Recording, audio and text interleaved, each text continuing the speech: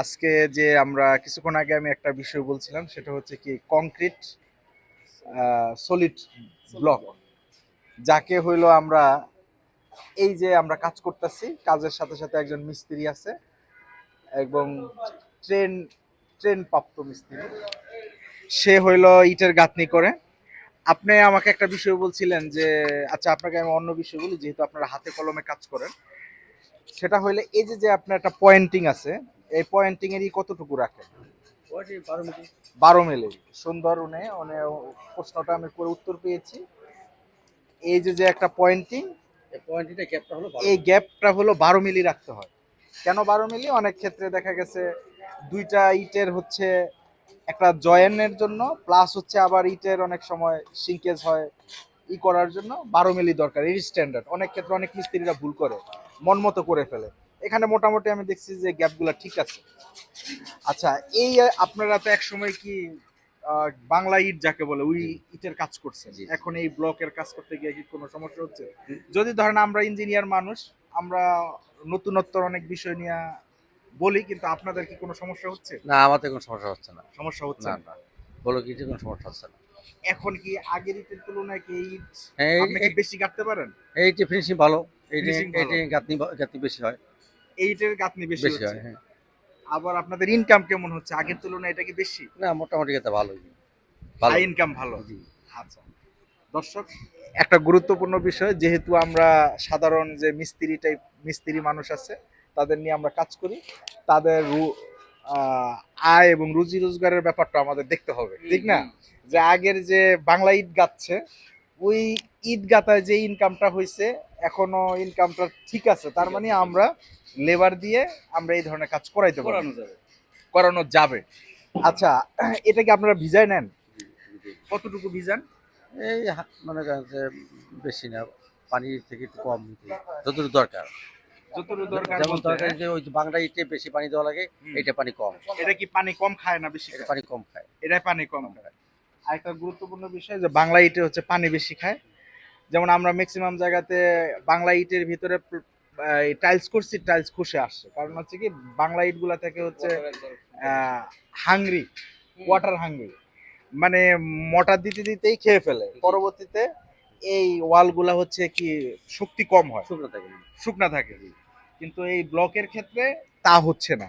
এই কারণে আমরা ইঞ্জিনিয়ার হিসেবে আমরা এখন সব জায়গাতে সাজেস্ট করতেছি, এবং আপনাদের মতো যারা মিস্ত্রি আছে তাদেরকে আমরা বোঝানোর চেষ্টা করতেছি, এবং আরো আমরা দক্ষ জনশক্তি তৈরি করতেছি। জি। তা আপনি সব মিলে তো আপনি যে আপনার টিমে কতজন কাজ করতেছে? আমার টিমে এখন 12 জন কাজ করতেছে। আপনি এই পর্যন্ত কতটা বিল্ডিং এর এই ধরনের কাজ করছেন? আমি এরকম মনে করেন যে তোকে 50টা বিল্ডিং কাজ করছি। 50টা বিল্ডিং এর কাজ জি, করছেন ঢাকা শহরে? ঢাকা শহরে। আচ্ছা, থ্যাংক ইউ সো মাচ আপনাকে আমাদের সাথে যুক্ত হওয়ার জন্য। ভাই, আপনার কিছু বলার থাকলে বলতে পারেন। না, ব্লকটা হচ্ছে খুবই পরিবেশ বান্ধব। আমরা আমরা এখন দেখেন গ্লোবাল যে একটা পরিবর্তন, এখানে বৈশ্বিক তাপমাত্রা কন্ট্রোলের জন্য আমাদেরকে গ্রিন বিল্ডিং সবাই আমরা প্রিফার করি। সেক্ষেত্রে সবচেয়ে ইম্পর্টেন্টটা হচ্ছে কার্বন নিঃসরণটা কমানো। আমাদের ব্লকটার কাজটা কিন্তু ধরেন আপনার যে ইটের কাজ একই তো। ইটটা তো আপনার কাঠ কয়লা পোড়াতে হয়, কয়লা পোড়াতে হয়, তারপরে হচ্ছে কি ওভার ডাস্ট হয় এখানে। এটা টোটালি মেশিন মেড। এখানে সেই হেসেলটা নাই। তারপরে এটা ফিনিশিং ওয়ার্কটা খুবই ভালো আসে। আর হচ্ছে এখানে ধরেন ইটগুলা কিন্তু আমরা নর্মাল সাইজটা আমরা বেসাইজ আনসাইজড পাই। এখানে মোটামুটি এটা সাইজ থাকে যেখানে কাজের কোয়ালিটিটা এনশিওর করা যায়। তারপরে ইট আপনার অনেক সময় দেখা যায় কিছু অসাধু ব্রিক ফিল্টের মালিক বা এগুলা কোয়ালিটি কন্ট্রোল হচ্ছে না, কয়লা বাঁচানো বা কস্ট বাঁচানোর জন্য 1 2 দিন 3 দিন কম পোড়ায়। পুরো ইটটা কিন্তু ডেলিভারি দেয় সিজনে। তো যাতে হয় আমার যে কম্প্রেসিভ স্টিংটা ইটের সেটা আসতেছে না। কিন্তু ব্লকটা তো ফুললি মেশিন মেড এবং অটোমেটেড মেশিনে এখানে এটা আমি চাইলে একেবারে কন্ট্রোল করা যায়, টোটালি কন্ট্রোল করা যায়। এবং আমার বিল্ডিং এর যতটুকু স্ট্রেংথ আমরা ধরি সেটা আমরা চলে আসে। তারপরেও এখানে যেহেতু আমাদের বাংলাদেশের এটা মোটামুটি নতুন, 5 7 বছর হয়েছে, এটা এখনো আমাদের জন্য অনেকটাই চ্যালেঞ্জিং। এক হচ্ছে জিনিসটা, এটা গ্রাহকরা গ্রিপ করতেছে না।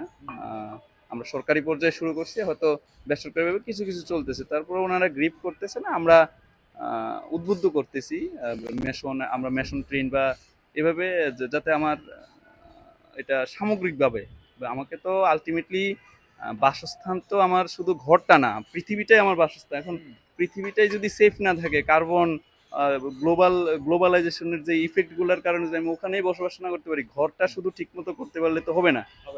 তো সবকিছু আমাকে বিবেচনা করতে, তো ইঞ্জিনিয়ারের একটা ভালো একটা উদ্যোগ আমাদের বাংলাদেশে এটা নিয়ে আসা হয়েছে ব্লক, এবং এটা আমরা দেখতেছি কনকর্ডের ব্লক, খুবই ভালো কোয়ালিটির ব্লক। ঠিক আছে, আমরা ব্র্যান্ড না উল্লেখ করে, ঠিক আছে, থ্যাংক ইউ সো মাচ।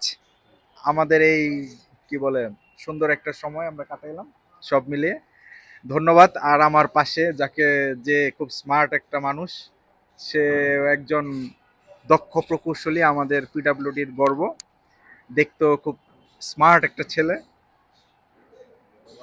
হ্যাঁ, ধন্যবাদ আপনাকে। আপনার কিছু বলার থাকলে বলেন। জি, ধন্যবাদ। আসলে আমার কথা যেটা আসলে মূল যে কথা, এটা কংক্রিটের সলিড ব্লক, আমাদের মূল উদ্দেশ্য হচ্ছে কার্বন যে ইমিশন সেটা কমানো এবং কাজের ইফিসিয়েন্সি আনা। তার বাদে অন্যান্য যে দিকগুলো থাকে সেগুলো সব কিছুই মোটামুটি কাভার করে এই ব্লকগুলোতে। তো আশা করি ব্লক আমাদের বাংলাদেশে নতুন, পরবর্তীতে ইতিমধ্যেই আপনারা জেনে থাকবেন যে যেটা ব্রিক, আমরা সাধারণত যে ক্লে ব্রিকটা ব্যবহার করি, এটা বন্ধের পর্যায়ে চলে গেছে, এরকম একটা প্রজ্ঞাপন জারি হয়েছে। আগামী দিনে এই কংক্রিটের ব্লক, হলে ব্লক, এগুলো দিয়ে কাজ হবে। তো আশা করি যে এই ব্লক নিয়ে বাংলাদেশে আরও বিস্তর গবেষণা চলবে। আমরা পিডব্লিউডির ইঞ্জিনিয়ার হিসেবে যারা সাইট ইঞ্জিনিয়ার আছি বা আমাদের সিনিয়র স্যাররা যারা আছে, এটা নিয়ে আরও বিস্তর গবেষণা করবে এবং পরবর্তীতে এটি আরও ফলপ্রসূ হয়ে আমাদের সাথে আমাদের কনস্ট্রাকশন কাজে বিশেষ বিশেষ ভূমিকা রাখবে, এটাই আমি মনে করি। তো ঠিক আছে, ধন্যবাদ আপনাকে, ধন্যবাদ। ঠিক আছে, থ্যাংক ইউ সো মাচ।